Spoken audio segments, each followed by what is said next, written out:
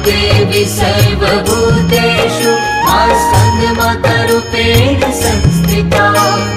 नमस्तस्यै नमस्तस्यै नमस्तस्यै नमो नमः या देवी सर्वभूतेषु स्कन्दमातारूपेण संस्थिता